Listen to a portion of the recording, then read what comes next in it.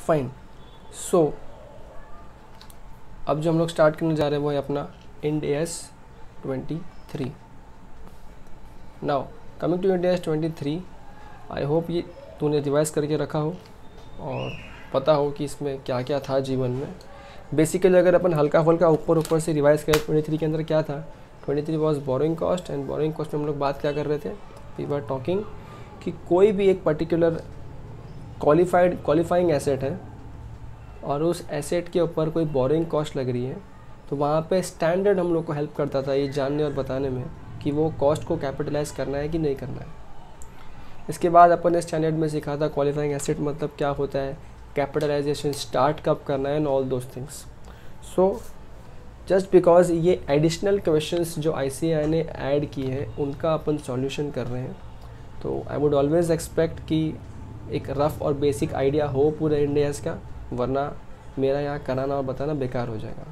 Also मैं यहाँ पे कम्प्लीटली उस पर्टिकुलर क्वेश्चन में इन्वॉल्व नहीं होने वाला हूँ। I would be going slow as usual, because I would like कि तू उस आंसर को इनिशिएट करे, ठीक है, बिकॉज अल्टीमेटली आई वांट कि एडिशनल क्वेश्चन के साथ साथ में तेरा रिवीजन भी होता जाए। तो जैसे SFM में अपन करते हैं, वहाँ पे जब कोई फ्रेश चैप्टर पढ़ते हैं तो बट ऑब्वियस मैं स्टार्ट टू एंड तक सारी कहानी के फॉर्म में चलाता हूँ पूरे सेशन को, बट यहाँ पे ऐसा नहीं होगा। So keep that in mind, keeping that in mind, let's get started. Fine, पढ़ो question number 1। A company deals in production of dairy products. It prepares and sells various milk products like ghee, butter, and cheese. The company borrowed funds from banks for manufacturing operations. These take substantial longer period to get ready for sale. State whether borrowing costs incurred to finance the production of inventories cheese that have a long production period be capitalized. Okay, बताइए क्या लगता है और question से क्या समझ में आता है।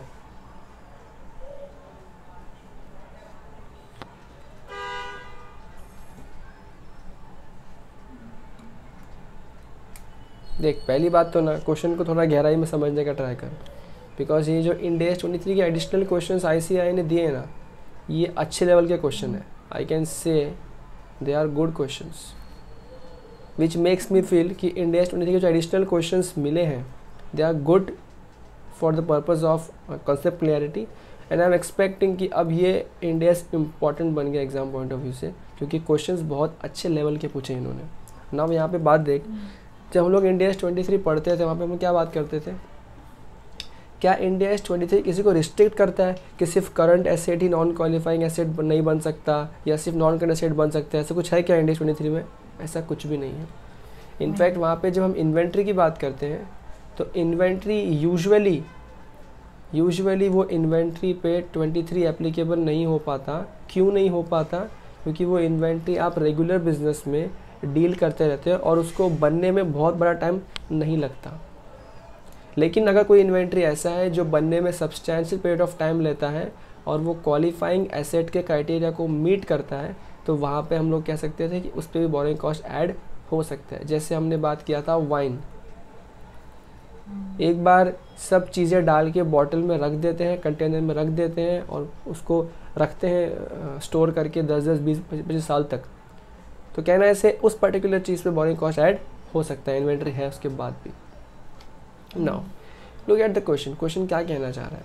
एक कंपनी है किस में डील करती है? The company deals in dairy products. It prepares and sells various milk products. अब सपोज कर कोई भी XYZ कंपनी है, ये क्या करती है? घी, बटर, चीज़ सब कुछ बनाती है। अब ये सब बनाने के लिए कंपनी ने एक प्लांट सेटअप किया होगा, मैन्युफैक्चरिंग ऑपरेशन सेटअप किया होगा। सो कंपनी ने फंड बोरो किए।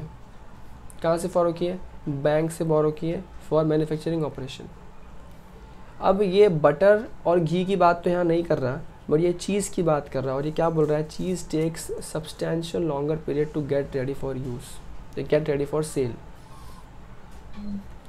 अगर ये लाइन ध्यान से समझना, अगर ये लाइन नहीं देते, अगर ये लाइन नहीं देते तो हम लोग कैपिटलाइज नहीं कर पाते,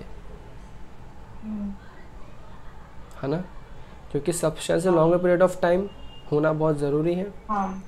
ओके, नाउ उसके अलावा एक चीज़ और क्या है, देखिए यहाँ पे सॉल्यूशन में लिखा है, इसको पढ़ ध्यान से। Ind AS 23 does not require capitalization of borrowing cost for inventory that are manufactured in large quantities on a repetitive basis. Again repeat, ये स्कोप एक्सक्लूजन में लिखा है Ind AS 23 के अंदर ना, क्या लिखा है, कैपिटलाइजेशन बोरोइंग कॉस्ट का आप नहीं कर सकते, किस पे जो मैन्युफैक्चरिंग किए जा रहे हैं लार्ज क्वांटिटी में ऑन रेपिटेटिव बेसिस। अब अगर मैं ये लाइन क्वेश्चन में अगर लाइन नहीं लिखा होता दीपा, तो एक बात बता, जैसे अगर ये कंपनी अमूल की कंपनी होती तो डोंट यू थिंक वो लोग जो चीज़ या बटर या घी बनाते होंगे वो तो लार्ज स्केल पे ही बनाते होंगे। और जब वो चीज़ लार्ज स्केल में बनाते हैं और रेपिटेटिव बेसिस पे बनाते हैं तो ऐसी चीज़ पे स्कोप ने बोला है कि आप कैपिटलाइज नहीं कर सकते, आम तौर पे नहीं कर सकते। लेकिन अगर आपका प्रोडक्शन साइकिल बहुत लंबा टाइम लेता है, जैसे कि इसमें बताया गया है, वरना तो आम तौर पे देख, क्या चीज़ बनने में बहुत लंबा टाइम लगता है क्या? नहीं लगता है ना, आमतौर पर नहीं लगता। But it is as good as, अगर ICAI ने बोला है कि लंबा टाइम लगता है, सब्सटेंशियल टाइम लग रहा है, तो ठीक है, it will qualify for borrowing cost का कैपिटलाइजेशन। एंड हाउ, इसलिए क्या लिख दिया यहाँ पे, interest capitalisation is permitted as long as the production cycle takes a substantial period of time as with cheese. Question में लिखा है इसके लिए। क्वेश्चन में लाइन नहीं लिखा होता तो मैं आंसर दो पार्ट में लिखता। क्या लिखता कि अगर चीज़ बनने में सब्सटेंशियल पीरियड ऑफ टाइम ले रहा है और वो लार्ज क्वांटिटी में नहीं बनाया जा रहा है, पीरियड बेस में नहीं बनाया जा रहा है, तो कैपिटलाइज कर लो। लेकिन अगर वो लार्ज क्वांटिटी में बन रहा है या वो सब्सटेंशियल पीरियड ऑफ टाइम नहीं ले रहा है तो भैया उसको कैपिटलाइज मत करना, समझिए। तो ये अलग तरह का क्वेश्चन था, ऐसे क्वेश्चन अपन ने नहीं देखे हैं जब अपन ने Ind AS पढ़ा है।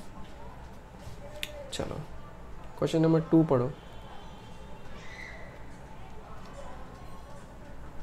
A company is in the process of developing computer software.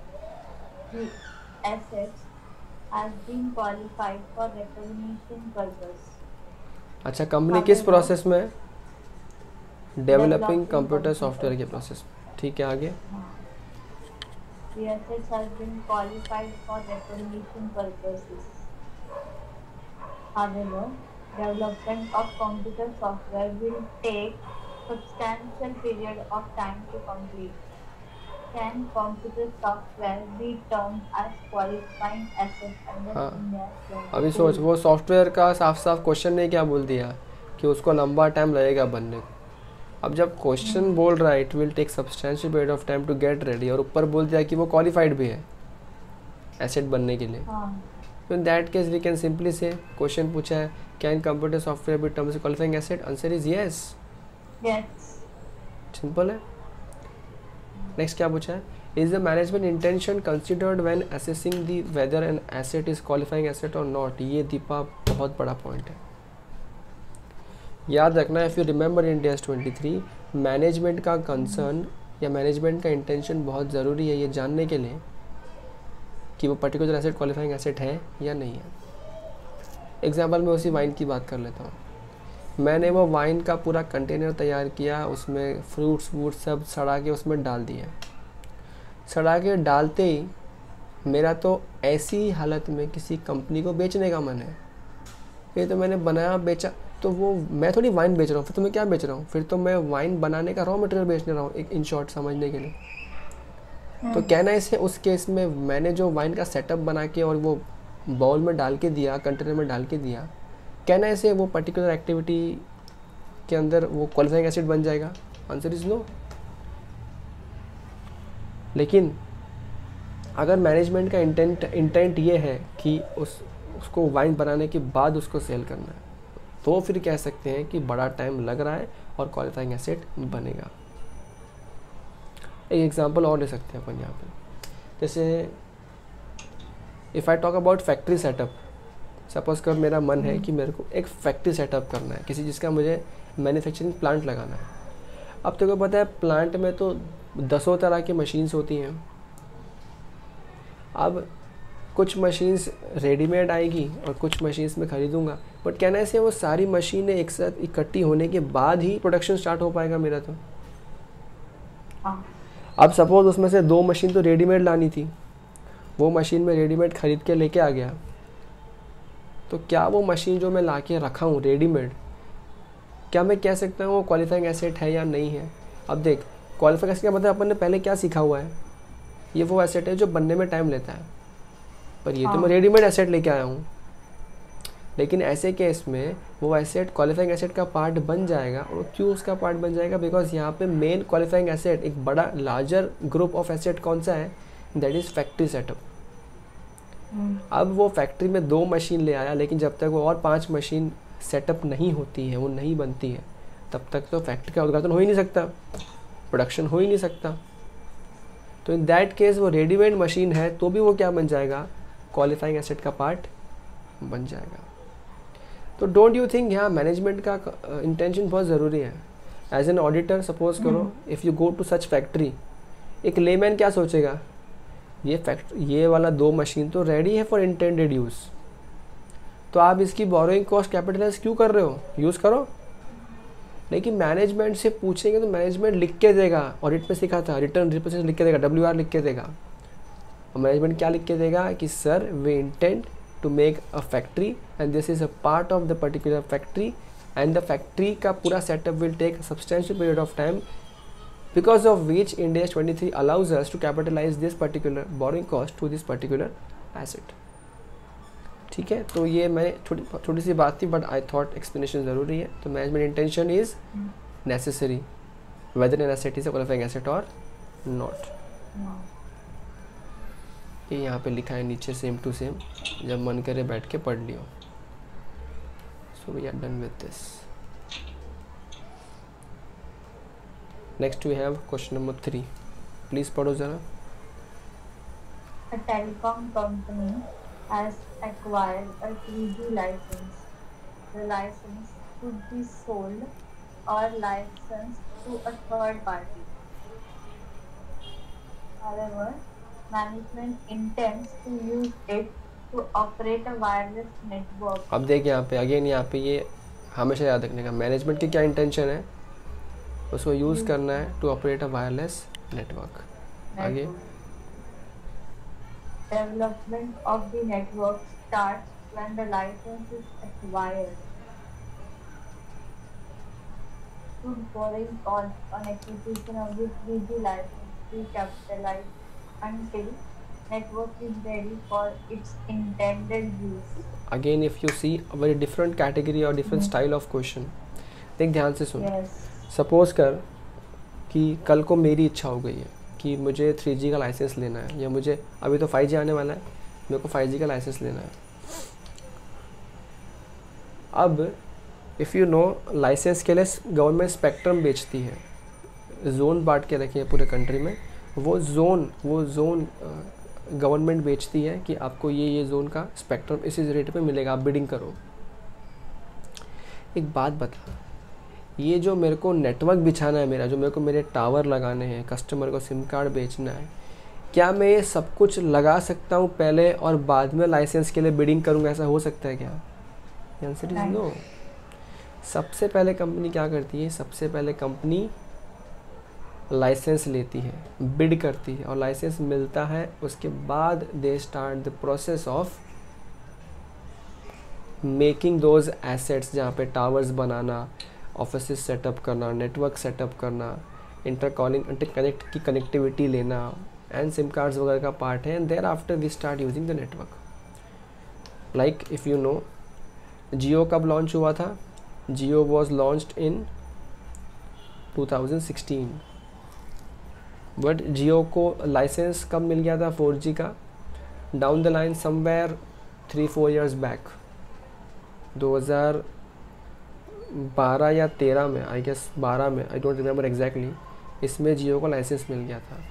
Although जियो ने खुद लाइसेंस परचेज़ नहीं किया था, जो स्पेक्ट्रम का बिडिंग हॉल था या वो बिडिंग प्रोसेस था, वहाँ पे बहुत सारी कंपनी ने बिड किया था, और उसी में एक कंपनी थी जो एक अजीबोगरीब कंपनी थी, उसने बिडिंग किया था 4G के नेटवर्क के लिए पूरे इंडिया के सर्कल्स के लिए। और वो कंपनी, जैसी कंपनी ने ख़रीदा सारे सर्कल्स का 4G का स्पेक्ट्रम, उस कंपनी को रिलायंस ने ख़रीद लिया, मुकेश अंबानी ने ख़रीद लिया। एंड अल्टीमेटली मुकेश अंबानी के पास लाइसेंस आ गया। वो लाइसेंस के बाद तू देख जियो ने लॉन्च कब किया, 2016 में, 4 साल बाद लॉन्च किया। पर लाइसेंस खरीदते ही पैसा देना शुरू करना पड़ जाता है, पैसा देना पड़ जाता है। अब वो मुक्कू भाई ने वो जो पैसा लगाया लाइसेंस का, उस पर भी तो बोरोइंग कॉस्ट इनकर हो रहा होगा, अगर बोरो करके लगाया तो क्वेश्चन ये है इस क्वेश्चन में कि वो बोरोइंग कॉस्ट को कैपिटलाइज करेंगे कि नहीं करेंगे। अब तेरे को यहाँ पे ध्यान से देखना है, यहाँ पे लार्जर एसेट क्या है, पूरा कंपनी का setup. Licence is maybe a part of the asset या part of the larger group of qualifying asset, जिसके वजह से लाइसेंस भले ही रेडी है तुरंत यूज़ करने के लिए, पर लाइसेंस यूज़ करने के लिए नेटवर्क सेटअप करना पड़ेगा, और वो नेटवर्क सेटअप करने के लिए you need time. So indirectly जब वो फैक्ट्री वाला केस था, वही केस यहाँ पे एप्लीकेबल हो गया, and it will take substantial period of time to get ready for its intended use. इसीलिए यहाँ पे भी बोरिंग कॉस्ट कैपिटलाइज कर दी जाएगी। समझू क्या? yes. अच्छा, लेकिन यहाँ पे मैनेजमेंट इंटेंशन ज़रूरी है। अगर मैनेजमेंट ने लाइसेंस लिया है बेचने के लिए, तो वहाँ पे तो फिर उसका इंटेंशन ही क्या है, लाइसेंस बेचना। एट दैट टाइम अगर वो लाइसेंस 6 महीना होल्ड करने के बाद भी बेचता है, या सपोज का लाइसेंस ले लिया कंपनी ने, 2 साल तक खुद के पास रखा और फिर बेचा, तो भी आप ये नहीं कह सकते कि वो इंटेंडेड या जो क्वालिफाइंग एसेट बन जाता है वो। क्यों? क्योंकि जब मैनेजमेंट से स्टार्टिंग में पूछा, साल के एंड में पूछा, ऑडिटर्स ने पूछा, जब पूछा मैनेजमेंट ने क्या बोला, अरे सर वो रखा है बेचने के लिए रखा है। अरे तो भाई बेचने के लिए रखा है तो कितना भी लोन ले उसके ऊपर ब्याज कैपिटलाइज नहीं होगा। ठीक है, मैनेजमेंट का intention is very much necessary. एक बार इसको रीड कर ले जरा आंसर को। Yes, the license has been exclusively acquired to operate the wireless network. The fact that the license can be used or licensed to a third party is irrelevant. The acquisition of the license is the first step in a wider investment project developing the network. It is a part of the network investment which meets the definition of qualifying assets under Ind AS 20. ठीक है, if you see questions are very interesting. Okay, पढ़ो। A real estate company has incurred expenses for the acquisition of a permit allowing the construction of a building. अच्छा, अब ये देख क्या होता है, देख थाम अगेन ये सब ट्रांजेक्शन डिफरेंट तरह के हैं, तो ये थोड़ी हेल्प करनी पड़ेगी मुझे। रियल एस्टेट कंपनी ने क्या किया, कुछ एक्सपेंस किया, किस लिए, एक्विजिशन ऑफ परमिट। अब ये परमिट जो होता है ना, this is always specific in nature. कभी सुना है किसी को जनरल परमिट मिल गया जो करना है कर?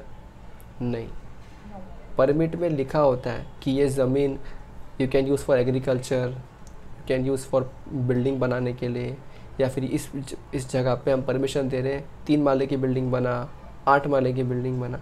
Permission is always specific.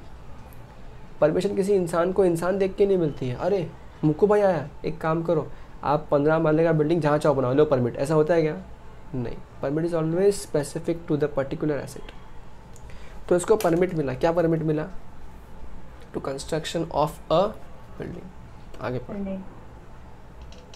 It has also acquired equipment that will be used for the construction of various क्या लिखा है देख, इक्विपमेंट किस लिए लिया? भिन्न भिन्न प्रकार की बिल्डिंगों को बनाने के लिए। तो कहना है इससे ये इक्विपमेंट जो एक्वायर किया, ये स्पेसिफिक, ये जो कंस्ट्रक्शन कर रहा है बिल्डिंग का, जिसके लिए परमिट लिया, सिर्फ उसके लिए इस्तेमाल करेगा क्या? नहीं, he will be using this equipment for various buildings. तो कहना है ऐसे, this equipment is what? This is general in nature, है ना? आगे Can borrowing cost on the acquisition of the permit and the equipment be capitalized until the construction of building is complete? अब देख simple है. Again permit works like the licence in our previous example of 4G case या 5G case. Yes. तो ठीक है, यहाँ पे तो वी कैन से कि यस कैपिटलाइज होगा, yes. But in this case equipment no, because ये तो एनीवे तुम 50 बिल्डिंग के लिए इस्तेमाल कर रहे हो. तो हाउ कैन वी से कि तुम एक क्वालिफाइंग एसेट के लिए उसको डेडिकेट कर रहे हो? The answer is no. तो बाबा नहीं मिलेगा.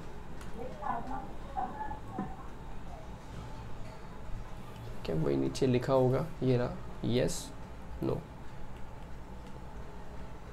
Okay, here we have a beautiful sum. But On 1st April 2011, A Limited took 8% loan of 50 lakh for construction of a building.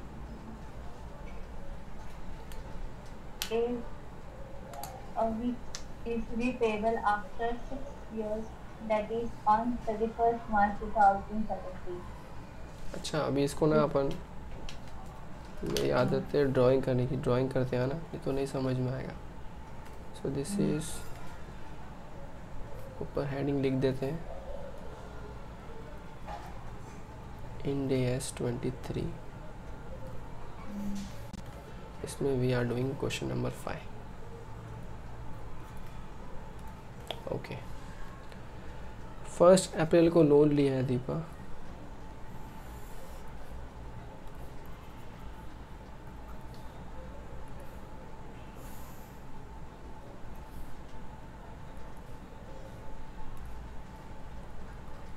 First April कब लिया है? 2011 में. कितने का लोन लिया है? 50 लाख रुपए का लोन लिया है. Taken loan for construction of building A, जो कि 6 साल में पेमेंट करना है, यानी कि यहाँ तक 31 मार्च 17 तक रीपेमेंट करना है. मतलब यहाँ तक लोन ख़त्म हो जाएगा. आगे पढ़. The construction of building was completed on 31st March 2013. Construction कब कंप्लीट हो गया? वो तो यहीं पे कंप्लीट हो गया, 31 मार्च 2013 कंस्ट्रक्शन कंप्लीटेड. ठीक है, आगे. A Limited started constructing a new building B in the year 2013 to 2014. For which थाम. क्या किया इसने? 31 मार्च 13 तक बिल्डिंग ए तो ख़त्म हो गया, तो यहाँ पे बिल्डिंग ए ख़त्म. फिर क्या किया, ये जो यही था, इसका नेक्स्ट दिन था ना, उससे उसने क्या शुरू किया, यानी कि फर्स्ट इन द ईयर 13-14. तो इसने इसी दिन से बिल्डिंग बी भी बनाना स्टार्ट कर दिया. और उसके लिए उसने क्या किया, देख यहाँ ध्यान से क्या लिखा है. For which he used his existing borrowing. और आगे पढ़. He has outstanding general purpose loan of 25 lakhs, interest on which is payable at the rate 9%, and 15 lakh interest on which is payable at the rate 7%. ठीक है, तो इसने क्या किया, जो एग्जिस्टिंग बोरोइंग थे वो भी इस्तेमाल किए. अब वो मतलब कौन से इस्तेमाल किए होंगे, कहने से जो उसने स्टार्टिंग में भी 50 लाख का लोन लिया था, वो भी तो पड़ा ही है ना इसके पास. Now a student can say कि सर वो तो यूज़ कर लिया बिल्डिंग ए बनाने के अंदर, लेकिन where have they said, what have they said कि 50 लाख का पेमेंट कब कर रहे हैं अपन वापस से? We are repaying it in 2017, which surely means that पैसा अभी भी कंपनी के पास होगा. कितना होगा कितना नहीं होगा, none of our business, but पैसा तो होगा और वो इस्तेमाल किया होगा. ठीक है, तो वो पैसा एक पैसा हो गया जो कि ओल्ड वाला बच गया। दूसरा न्यू वाले भी दो हैं, एक है 25 लाख 9% पे और एक 15 लाख 7% पे। आगे पढ़। Is the specific borrowing transferred to the general borrowing pool once the respective qualifying asset is completed? Why? अब देखिए ये तो मेन क्वेश्चन है। देख पहले जो तूने वो लिया था, पहले जो अपन ने लोन लिया था, वो लोन किसके लिए लिया था? That was for specific asset which was A, but A तो कंप्लीट हो गया and we very well know कि कैपिटलाइज सिर्फ तब तक कर सकते हैं जब तक प्रोजेक्ट ख़त्म ना हो या लोन रिपेमेंट ना हो जाए, विच एवर अर्लियर। अब लोन तो बाकी है लेकिन मेरा पर्टिकुलर एसेट तो कंप्लीट हो चुका है। अब क्वेश्चन यही है कि वो जो पैसा है क्या उस पैसे को अब जनरल बोरोइंग के तौर पे इस्तेमाल कर सकते हैं? क्योंकि अब उस पैसे से अगर अपन बी बना रहे हैं ना तो that can not be specific loan, है ना, क्योंकि अपन ने थोड़ी ये लोन स्पेसिफिक एक ही चीज़ के लिए लिया है ना।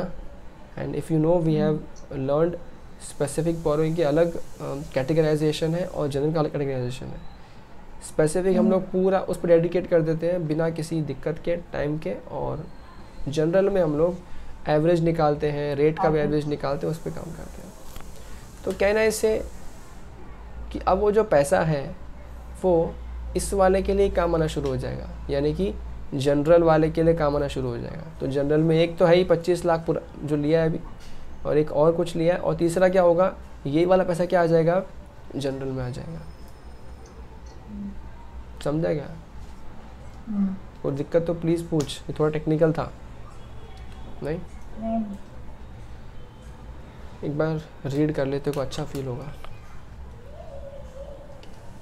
Yes, if specific borrowings were not repaid once the relevant qualifying asset was completed, they become general borrowing for as long as they are outstanding. The borrowing costs that are directly attributable to obtaining qualifying assets are those borrowing costs that would have been avoided if the expenditure on the qualifying asset had not been made. If cash was not spent on other qualifying assets, it could be directed to repay the specific loan. Thus, borrowing costs could be avoided, that is, they are directly attributable to other qualifying assets. When general borrowings are used for qualifying assets, Indian 23 requires that borrowing cost eligible for capitalization is calculated by applying a capitalization rate to the expenditure on qualifying assets. The amount of borrowing cost eligible for capitalization is always limited to the amount of actual borrowing cost incurred during the project. ठीक है, जो मैंने बताया वही अच्छी अंग्रेजी में लिखा है। Okay, we are done with this and here we have another section, question number 6।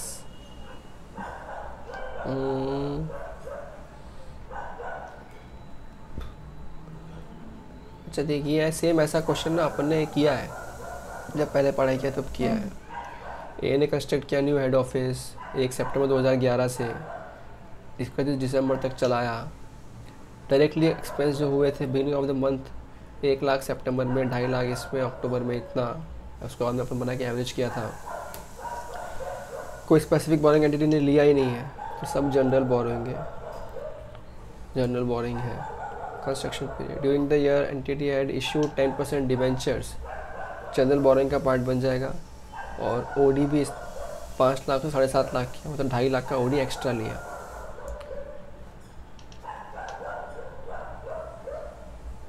Okay, उसके बाद interest was paid on overdraft 15% until 1 October 2011। Then the rate was increase to 16%। ठीक है, तो अपन डिफरेंट रेट्स दे देंगे।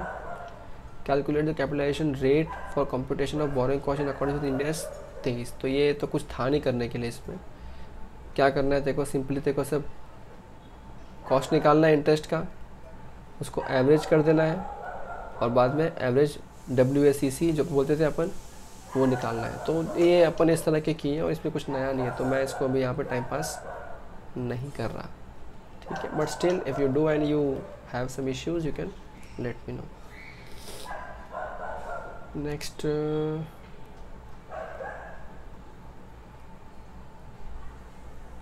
अगेन ये भी सिमिलर लाइंस पे अपने सम किए हैं अपन ने पहले, हाँ है ना। मेरे पास 2 जनरल वाला दे दिया, other outstanding loans. New building का एस्टिमेट 7 लाख है, कैपिटल से शुरू हो रहा है। स्पेसिफिक लोन 2 लाख का लिया, आई गेस अपन ये सेम सम किया इन शॉर्ट, इन 2 लाख का ही स्पेसिफिक था वहाँ पे। तो again this is not required in that case. ये क्या है, जो क्वेश्चंस वापस ICAI ने RT पे MTP में डाले थे ना कुछ सालों में, वो उन्होंने वो भी इसमें ऐड किए हैं। तो there are few new questions, few RT पे MTP क्वेश्चंस एंड फ्यू एकदम फ्रेश बने हुए गरम गरम क्वेश्चंस। तो ये पुराने वाले में से ही है। ये देखिए सेम अपन ने किया हुआ है।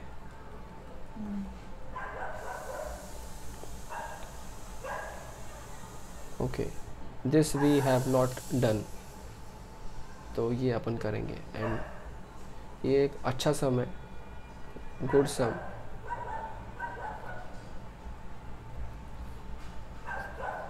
पढ़ देना एकदम शिद्दत से और प्यार मोहब्बत से पढ़ना है, घाई मत करना, कुछ समझ नहीं आएगा।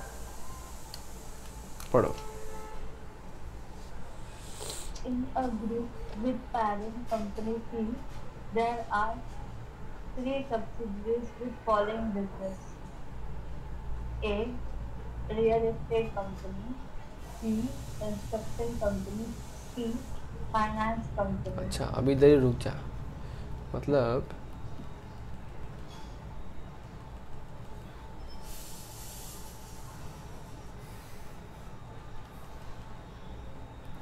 Question number 8, what do we have अपने पास में।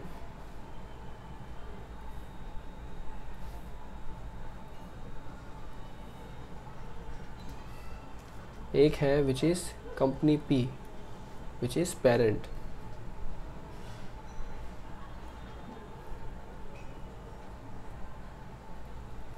इसके सब्सिडीज का नाम क्या है? A, B और C। A, B और C। इनफैक्ट A का काम क्या है? This is real estate company. B का क्या है? Construction company. Construction company. And C is a finance company. अब इस पेरेंट और सब्सिडरी आ गया तो कहीं ना कहीं तेरा कंसोलिडेशन भी टेस्ट हो सकता है बीच में। जागते रहो और पढ़ो। Parent company has no operating activities of its own but performs management function for its subsidiaries. ठीक है, पेरेंट मतलब क्या करता है? पेरेंट कुछ नहीं करता है, पेरेंट खाली मैनेजमेंट करता है। आगे Financing activities and cash management in the group are coordinated centrally. ये भी सेंट्रल गवर्नमेंट ही संभालता है, मतलब यहाँ पे P संभालता है। आगे Finance company is a vehicle used by the group solely for raising finance. ठीक है, तो ये फाइनेंस कंपनी में मतलब कुछ काम नहीं करता है, कुछ नहीं करता है, खाली क्या करता है? ये एक टूल है, सिर्फ व्हीकल है। इन शॉर्ट अगर P को पैसा चाहिए तो C ला के देगा, ले P। अगर B को पैसा चाहिए, ले कंस्ट्रक्शन कंपनी ला के देगा C। मतलब C सिर्फ पैसा जुगाड़ करने का काम करता है, सबसे सस्ता, सबसे अच्छा, सबसे टिकाऊ लोन कहाँ से मिले उसके लिए। Next, All entities in the group prepare Ind AS financial statements. सब इंड AS के बेस पे बनाते हैं, कोई भी पुराने IGAAP वाले नहीं है। ओके, पढ़ो आगे। The following information is relevant for the current reporting period 2011-2012. Real estate company borrowing of rupees 10 lakh with an interest rate of 7% per annum. ठीक है, तो मतलब इसने मतलब बोरोइंग किया हुआ है ना। लेट अस कीप राइटिंग यार, ये ने क्या किया है, बोरोइंग किया हुआ है 10 लाख एट 7%। ओके, आगे। Expenditure on qualifying assets during the period amounted to 15,30,000. Okay, मतलब इसके पास क्वालिफाइंग एसेट भी है जिस पे इसने एक्सपेंस किया है 15.4 लाख। ठीक है, आगे। All construction work were performed by construction company. Amounts invoiced to real estate company included 10% profit margin. आता बघा, ये सारे जो कंस्ट्रक्शन किए हैं किसने किए हैं, अपनी ही दूसरी कंपनी ने किए हैं, और अमाउंट किस पे इन्वॉइस किया है, उस कंपनी ने 10% प्रॉफिट मार्जिन पे भेजा है। मतलब कहना है ऐसे 15.4 इज़ पोस्ट प्रॉफिट, मतलब प्रॉफिट भी ले लिया कंस्ट्रक्शन कंपनी ने। तो अपन सिर्फ अपनी जानकारी के लिए लिखते रखते हैं कि कंस्ट्रक्शन कंपनी की कॉस्ट क्या रही होगी, है ना। Let us write here cost to be for qualifying asset of A. क्या कॉस्ट रही होगी, बताओ कॉस्ट क्या आएगा फटाफट से। 14 लाख। 14 लाख, ठीक है। 10% मार्जिन का एडजस्ट कर दिया एंड वी हैव 14 लाख। ठीक है, फिलहाल अपन सिर्फ इन्फॉर्मेशन प्लॉट कर रहे हैं, वी डोंट नो क्वेश्चन क्या चाहता है अपने से, ताकि कम से कम अपना दिमाग थोड़ा खाली हो जाए कि हाँ प्लॉट हो गया। आगे। Construction company, no borrowing during the year period, finance ₹10 lakh of expenditure on qualifying assets using its own tax resources. Okay, तो देख इसने क्या किया है, इसने ना कोई बोरोइंग तो नहीं किया है, नो बोरोइंग, लेकिन है ना इसने भी कुछ तो क्वालिफाइंग एसेट तो बनाया है ना। जहाँ पे उसने खर्चा किया है कितना, 10 लाख रुपए का, पर कहाँ से किया, ये खुद के पास पैसे पड़े थे तो इस्तेमाल कर लिया। तो कहना है इसे यहाँ पे, आई कैन से यहाँ पे समझने के लिए, सेल्फ फाइनेंस्ड क्वालिफाइंग एसेट पे एक्सपेंस इनकर किया है बंदे ने 10 लाख रुपए का। ठीक है, आगे चलते हैं। Finance company raised ₹20 lakh at 7% per annum externally and issued a loan to parent company for general corporate purpose at the rate of 8%. Okay, तो इसने क्या किया है, रेज्ड किया है, रेज्ड लोन। रेज लोन लिख या लिख दे बोरो किया, एक ही बात है, या फिर बोरोड। बोरोड कितना बोरो किया इसने, 20 लाख 7% पे, 20 लाख एट 7%। लेकिन इसका किया क्या इसने, एंड अरे गेव टू पी, कितना दे दिया पी को, पूरा ही दे दिया एट 8%। भाई फाइनेंस कंपनी इसका काम क्या है, लोन लिया और अपनी पेरेंट को चिपका दिया, 1% प्रॉफिट कमा रहा है, मस्त ऐश कर रहा है। Okay, yes, next. Parent company used loan from finance company to acquire new subsidiary. ठीक है, पेरेंट ने क्या किया, जो पैसा लिया था किससे, फाइनेंस से 8% पे, क्या किया उस पैसे का, नया सब्सिडी ले लिया। ठीक है, आगे। No qualifying assets apart from those in real estate company and construction company. ये इसने वापस क्लेरिफाई कर दिया, रियल एस्टेट कंपनी और कंस्ट्रक्शन कंपनी के अलावा कहीं पे भी क्वालिफाइंग एसेट अवेलेबल नहीं है। मतलब रियल इस्टेट और कंस्ट्रक्शन में ही क्वालिफाइंग एसेट है। फाइन, ये तो अब राम कथा तो सुन ली पूरी, आगे पढ़। Parent company did not issue any loan to other entities during the period. ठीक है, इससे इंश्योर हो गया कि इन लोगों के पास पैसा और कहीं से आया नहीं है, जो बोरिंग हुआ है वही बोरिंग है। और What is the amount of borrowing cost eligible for capitalization in the financial statement of each of four entities? Each मतलब कहना इससे वो एसएफएस की बात कर रहा है, सेपरेट फाइनेंशियल स्टेटमेंट की बात कर रहा है। ठीक है, वो बोल रहा है आप बताओ कैपिटलाइजेशन के लिए कौन कौन एलिजिबल है और कितना हो सकता है। अब देख दीपा, ध्यान से देख। एक तो देख क्वेश्चन ने साफ साफ ही क्या बोल दिया है कि रियल एस्टेट और कंस्ट्रक्शन ही खाली क्वालिफाइंग एसेट कर रहे हैं। तो दिस इंश्योर्स कि सी जो है इसका तो कोई भी बोरोइंग कॉस्ट आने नहीं वाला है, नो कैपिटलाइजेशन। और वो लाइन नहीं भी लिखता तो इस सी के बारे में सिर्फ लोन लिया लोन दिया, इसने कहाँ कुछ बनाया ज़िंदगी के अंदर, तो वैसे भी नहीं आया। ए की बात करते हैं। ए ने क्वालिफाइंग एसेट लिया है, 15.4 लाख का एसेट बनाया है और उसने 10 लाख का बोरोइंग भी किया है। ओके, नाउ थोड़ा सा आगे चलते हैं और देखते हैं कुछ डेट्स का मेंशन था क्या इसमें।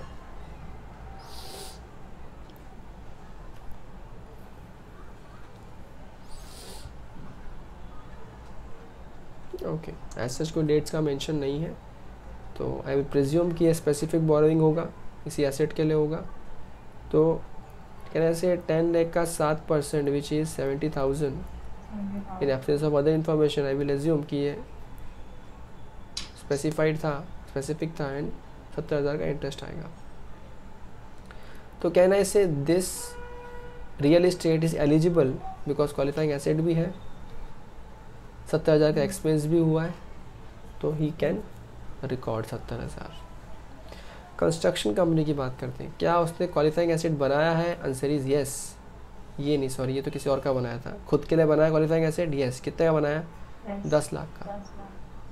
तो ये एलिजिबल तो है कैपिटलाइज करने के लिए, लेकिन सिंस कोई बोरिंग कॉस्ट तो इनकर ही नहीं किया है, नो बोरिंग कॉस्ट इनकर्ड। तो जब बोरिंग कॉस्ट इनकर ही नहीं किया है, there comes no scope of capitalisation.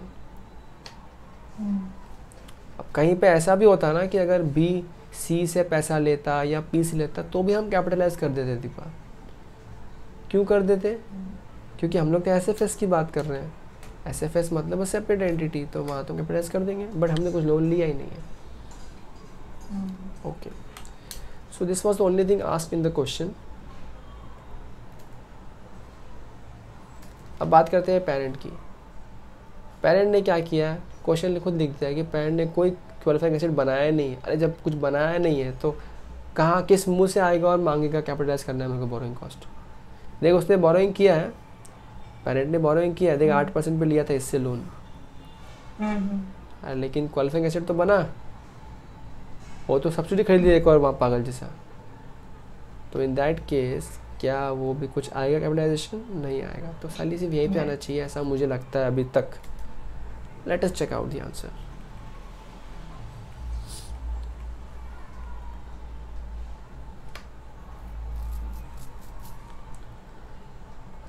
Finance company कोई एक्सपेंडिचर नहीं है तो कुछ कैपिटलाइज नहीं होगा। रियल एस्टेट कंपनी 70,000 का एक्सपेंस हुआ है तो कैपिटलाइज हो जाएगा।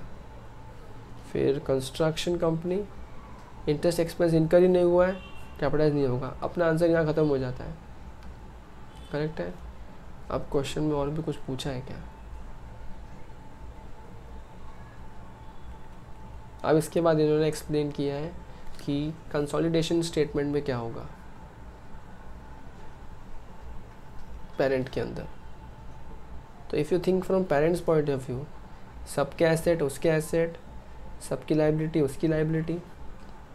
तो if we go very simple, C ने 20 लाख का लोन बाहर से लिया है और वो उसने पेरेंट को दे दिया है। तो जब ये लोग कंसोलिडेशन करेंगे तो 8% वाला लोन मानेंगे, 7 वाला मानेंगे? भाई 7 वाला ही मानेंगे। हाँ। फिर 10 लाख रुपए और लिए हैं रियल एस्टेट ने, वो भी पी का लोन का उसमें आ जाएगा, ठीक है।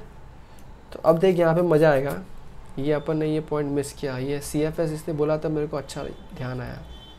अब देख यहाँ मज़ा क्या आएगा, पेरेंट के हिसाब से कहने से पेरेंट का जो बोरोइंग है वो हो गया 10 लाख तो A वाला और 20 लाख C वाला, 30 लाख है ना, एट अ पर्टिकुलर परसेंट। बात करते हैं क्या पेरेंट के पास क्वालिफाइंग एसेट है, तो ध्यान से देख, एक तो A के पास है, कितने का बनाया A ने, 15.4 लाख का, लेकिन वो इंटरनल सेम ग्रुप का है, प्रॉफिट हटा दिया जाएगा, तो कहना है से उसने कितने का बनाया, 14 लाख का, प्लस 10 लाख का इसने भी तो बनाया B ने, 10 लाख का और बनाया, तो कहना है इससे क्वालिफाइंग एसेट पे आ गया 24 लाख का, करेक्ट है। तो अब कहना है इससे इस पूरे 30 लाख पे कैपिटलाइजेशन मिल सकता है, क्योंकि अब क्वालिफाइंग एसेट भी पूरा पेरेंट का और बोरिंग भी पूरा पेरेंट का। देखिए यहाँ पे थोड़ा इंटरेस्टिंग होगा, यहाँ थोड़ा सा हैव अ लुक। ये हो गया जनरल बोरिंग 30 लाख का। Although parent uses proceeds from loan to acquire subsidiary, this loan cannot be excluded from the pool of general borrowing, उसमें तो रहेगा ही रहेगा। Total interest expenditure of the group कितना हो जाएगा फिर, 30 लाख में 7%, 2,10,000। Total expenditure on qualifying asset of the group are added up, profit margin charge हटा देंगे तो क्या होगा, रियल एस्टेट का 14 लाख, कंस्ट्रक्शन का 10 lakh, which makes total expenses to 24 lakh, जो अपना भी वहाँ पे आ चुका था। Now borrowing rate would be general borrowing rate,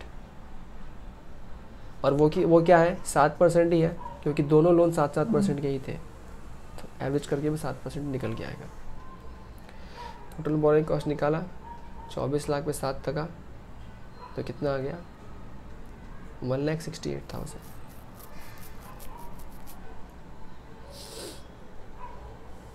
okay आगे, total interest expenditure to the group are higher than the borrowing cost eligible for capitalisation. अब ये क्या चीज़ है, ये चीज़ तो यहाँ पे भी एप्लीकेबल होती है।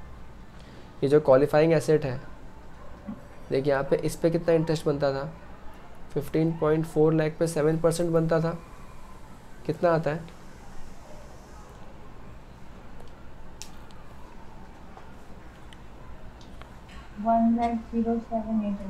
107,800। तो इतना अमाउंट एलिजिबल था कि अपन इतना अमाउंट एटलीस्ट बोरिंग कॉस्ट के अंदर ले सकते थे, लेकिन हमने इनकर कितना किया, सिर्फ 70,000। तो can we exceed the actual cost, the answer is no. हमने क्या लिया फिर, 70 लिया एंड नॉट दिस। सेम कहानी यहाँ पे आती है, अपना लोन 7% पे है, तो अपना क्वालिफाइंग एसेट पे इंटरेस्ट कितना बनता है, निकाल 7% कितना आएगा, 1,68,000।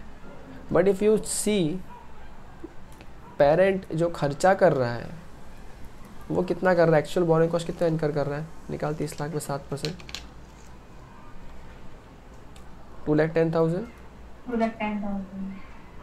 तो 2,10,000 का कॉस्ट इनकर कर रहे हैं, लेकिन अपने क्वालिफाइंग 24 लाख का ही बनाया है, तो कहना है इससे इसके ऊपर इंटरेस्ट एक्सीड नहीं कर सकते अपन, तो ये एक्सेप्ट कर लिया जाएगा और ये चले जाएगा बचा हुआ जो डिफरेंस है वो कहाँ चला जाएगा, P&L में as a normal finance cost.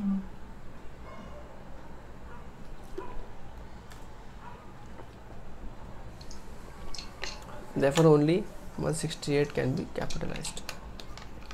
कुछ याद आ रहा है कि नहीं बोरोइंग कॉस्ट कि सब लग रहा है सूना सूना, नहीं याद आ रहा है। बड़े दिन से सिर्फ ऐसे हम चल रहे हैं, आज FR लेके कुछ हो तो नहीं रहा है ना। ओके सो ये भी हो गया, ये अच्छा सम था। Okay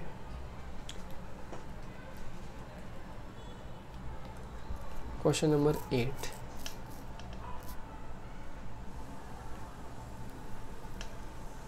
done this at the following games in play.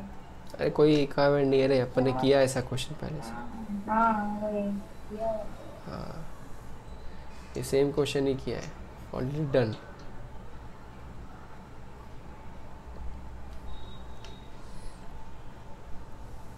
ये वाला क्या है? On 1 April 2011 entity contracted building of 22 lakh. The land under the building is regarded is a separate asset and is not part of qualifying asset. The building was completed. ये भी अपने सब देख किया है, और अपने को एनी भी अपने को पता है कि कभी लैंड थोड़ी बनता क्वालिफाइंग एसेट. लैंड तो सेपरेट ही रहता है हमेशा.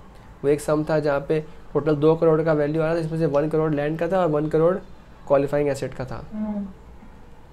कुछ उस तरह का ही है ये. कुछ लोन्स हैं. What is amount of borrowing cost to be capitalised at the end of the relevant index. तो ये भी किया हुआ है. उस पर टाइम पास से कोई मतलब नहीं निकलता है फ़िलहाल के लिए. So with this we are done with your borrowing cost. Specifically if you see, there was nothing too much, but concept point of view से there were things which made the Indias more clear and crystal clear, I must say. So in that sense, अच्छा, अब एक question mind में आ सकता है. ये जो अपने सब थियरी क्वेश्चन सॉल्व किए ना ऊपर, सब जो थियरी क्वेश्चन सॉल्व किए, these are not relevant for examination point of view. ऐसा नहीं है कि इसमें से एग्जाम में क्वेश्चन आ सकता है. कोई बाई चांस, कोई लक बाई चांस कुछ शुभ अशुभ हो गया बहुत तो आ जाएगा, बाकी नहीं आ सकता. बट ये अंडरस्टैंडिंग डेवलप करता है इंडियाज को लेके, जो कि हेल्प करेगा अगर बाई चांस उनको सम थोड़ा हार्ड बनाना हो, क्वेश्चन को हार्ड बनाना हो, तो एक रियलाइजेशन करने के लिए कि बोरोइंग कॉस्ट इनकर हुआ है, कैपिटलाइज होगा कि नहीं होगा, उस टाइम पे ये लॉजिक्स काम आएंगे. So what you need to ensure कि जब आप इनको ख़त्म कर लेते हो, once you finish up the lecture, इनको सिर्फ एक बार देखना है. जो सम वाला पार्ट है, जैसे अपने जो अभी एक सम किया, और जो तीन सब्सिडरी थी, पेरेंट था, वो ढंग से कर लेना. लेकिन जो बाकी सारे जो थियरी वाले पार्ट है ना, ये सब वन टाइम करना है और छोड़ देना है. एग्ज़ाम टाइम पे ये सब वापस देखने का सेंस नहीं बनता है. ठीक है, अंडरस्टैंडिंग लो और छोड़ दो और ज़िंदगी में आगे बढ़ो. बाकी जो सम वाला पार्ट है वो ज़्यादा इंपॉर्टेंट एग्ज़ाम के लिए, तो उसको आपको देख लेना चाहिए. बाकी सब तो कॉन्सेप्ट बिल्डर है खाली. ठीक है. So with this we finish up this India 23 and would end the lecture here.